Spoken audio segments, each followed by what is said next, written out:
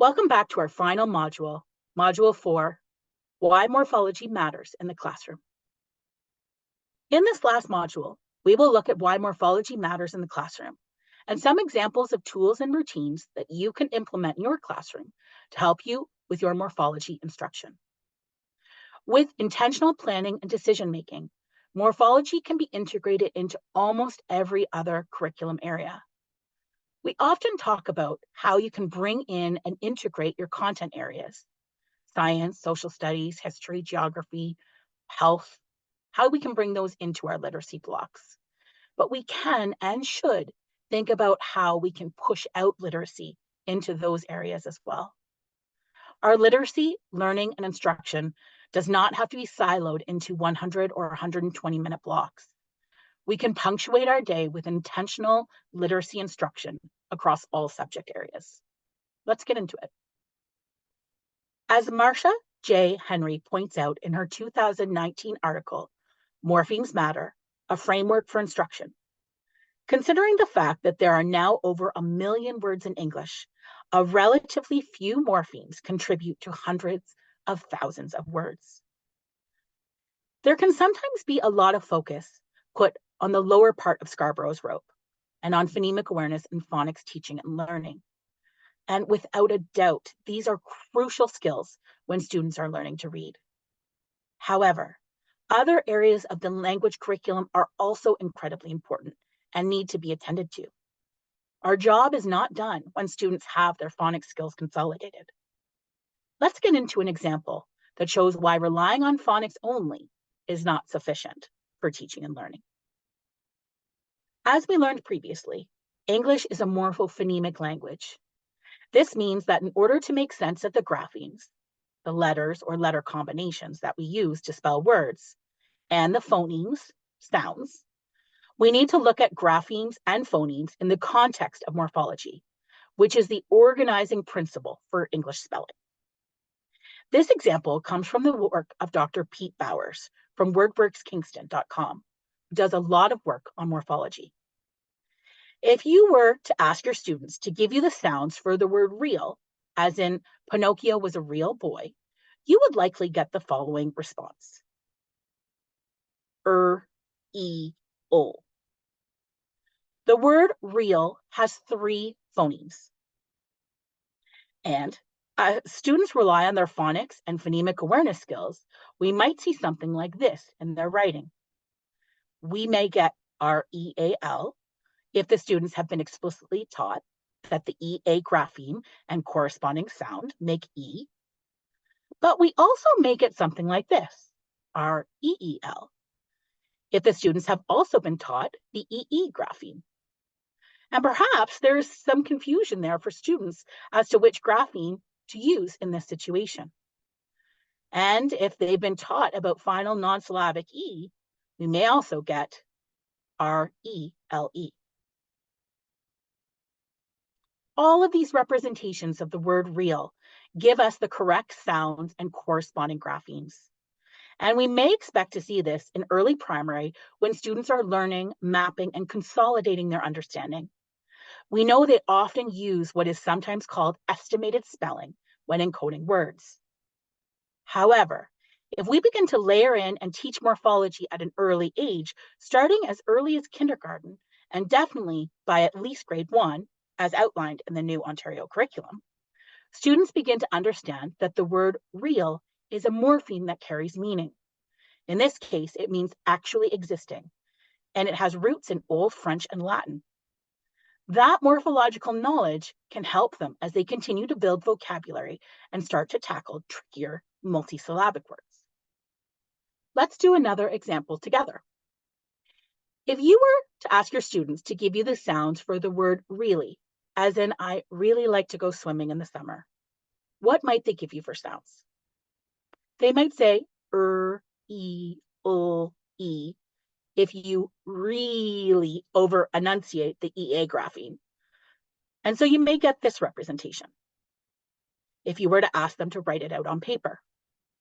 However, that pronunciation often isn't how we pronounce the word in regular conversation.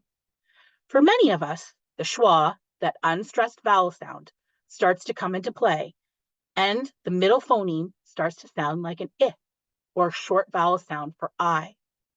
The pronunciation starts to shift, which happens frequently when we start to layer affixes onto base elements. So again, if we don't start to build an awareness of morphology in our regular teaching practice, we may get representations like this in their writing: R-I-L-Y, R-I-L-L-Y, if they've learned the buzz off Miss Pill or floss rule, or even something like this, R-I-L-E-E. All of these estimated spellings have the correct phoneme grapheme correspondence representations, but they're all spelled incorrectly. By teaching students that the word really is actually made up of two morphemes, the base R-E-A-L and the suffix L-Y, which is a common adverbial forming suffix that has roots going back to Old English, then all of a sudden, it makes total and complete sense that there are two L's in the word really, or that even though the unstressed schwa sneaks in there, the spelling of the base element real stays consistent. One last example. If you were to ask your students to give you the sounds for the word surreal, as in that concert was a surreal experience, what sounds might they give you? They may say S-R-E-O. And if we only relied on phonics and phonemic awareness, we might get words like this showing up in students' writing. Again, all of these options are great estimated spellings, but they are still all spelled incorrectly. By teaching students that the word surreal is actually made up of two morphemes, the prefix S-U-R, which means above or beyond, and the base R-E-A-L, which means existing, then all of a sudden it makes total and complete sense that there are two R's, for example, and that the base real is spelled R-E-A-L, and that the word surreal means beyond existing. Word sums are a great strategy to begin to integrate into your classroom. Students can take either a whole word and break it into its morphemes, or take affixes and base elements and layer them together to build a word sum. Let's say you're a grade 4 teacher and working with your students on habitats in science. Perhaps students weren't quite grasping the concept of what it means for an animal to adapt to its habitat. You could take some time to break apart the word adapt, to dig into the morphology, and help build meaning and understanding. In this case, adapt could be broken into the word sum AD, which means two, plus APT, which means join or fitted. And when combined together, create the word adapt, which means to fit. Our word sum would be AD plus APT is rewritten as ADAPT, or adapt. This becomes even more interesting if you take the base element apt and begin to dig into its meaning. For example, if someone has aptitude for mathematics, it means that they are fitted for mathematical thinking. The base element apt can show up in many words that are seemingly unconnected, but when we start to dig into the morphology, we begin to build deep meaning and connection, which helps with overall comprehension and understanding of what we're learning about. We can take this even further as we layer on affixes and build more complex multisyllabic words. In this case, adaptation could be broken into the word sum AD plus APT plus ATE plus ION is rewritten as adaptation. Remember from that last slide, adapt means to fit. And when you layer on the suffixes ATE and ION, it becomes an abstract noun, adaptation. Now, before you get upset at me for the fact that ION is not shown as TION or even ATION, here is a little breaking news for you. TION, ATION, and SION are not true suffixes. The actual suffix is always ION.